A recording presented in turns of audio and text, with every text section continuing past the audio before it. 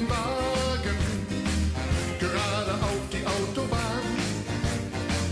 Ich wollte doch nur mein Handy laden, Sekunden später hing ich dran.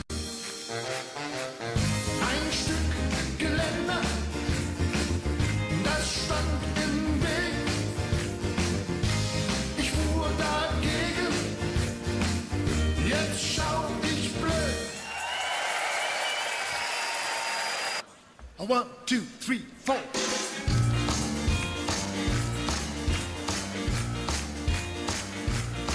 Ich hab die Schnauze voll all dem Rock'n'Roll. Ich will bei euch in Köln, hier die Stimmung so toll. Vor allem lecker Kölsch trink ich heut Schluck für Schluck, darum bin ich extrem gut drauf.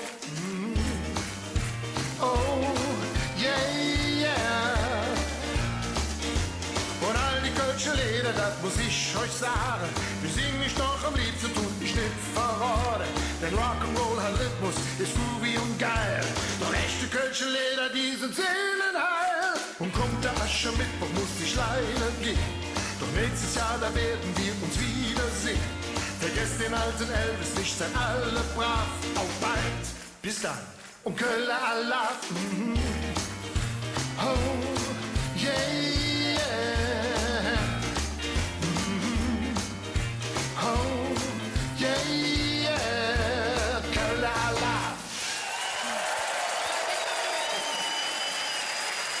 Unglaublich.